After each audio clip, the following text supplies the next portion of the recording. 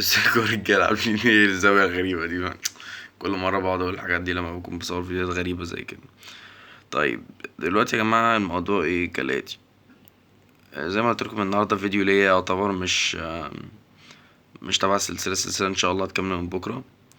المهم دلوقتي ان انا كان عندي يعني انا عامل فيديو عشان اقول حاجة.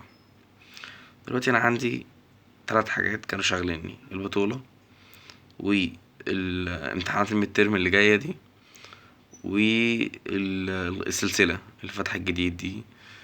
فالمهم البطولة خلصت، بكرة عندي امتحان. الساعة دلوقتي 8:40 خلاص، وانا صاحي الساعة 6 الصبح، فتعبان. وكنت في البطولة طول اليوم وبسخن بقى وبعمل، والماتش نفسه ومش عارفة ايه.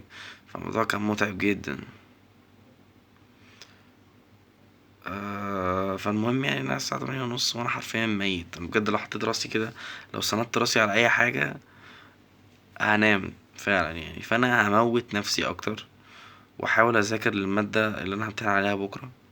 خد بالك ان انا بعد بكرة عندي امتحان تاني على مادة عملاقة، وبكرة عندي تمرين يعني. مش فاهم انا يعني في حاجة، في ضرب نار بيحصل عليا. فالمهم ان انا دلوقتي قدامي 3 حاجات، عندي 3 حاجات: البطولة، السلسلة، الامتحان. مش هعتبر نفسي نجحت غير لو ال3 دول فضلوا يعني مكملين، مفيش حاجة وقعت. البطولة الحمد لله كسبت، وعامل فيديو هنوثق الموضوع مع بعض. للأسف مش هيبقى النهاردة عشان لسه في فيديوهات ما جاتليش مصورة هناك يعني، فلسه مش هعمل لكم الفيديو دوت، بس هيبقى جامد جدا، هيبقى حاجة مسلية يعني. فكده الحمد لله كسبت يعني. فكده تمام. فاضل بقى امتحانات وفاضل سلسلة او القناة عموما يعني. فالقناة والسلسلة يا جماعة لسه مكملة. كتبت سكريبتات فجرة. الفيديو اللي هينزل بكرة ان شاء الله والفيديو اللي بعده هيبقوا فاجرين يعني. انا كتبت السكريبت بتاعهم والدنيا هتبقى حلوة ان شاء الله. فدول كده ان شاء الله مش هتوقع.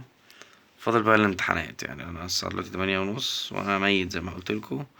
ف هموت نفسي اكتر و اذاكر. فالفيديو دوت بقول لكم يا جماعة موتوا نفسكم انتوا كمان. سلام.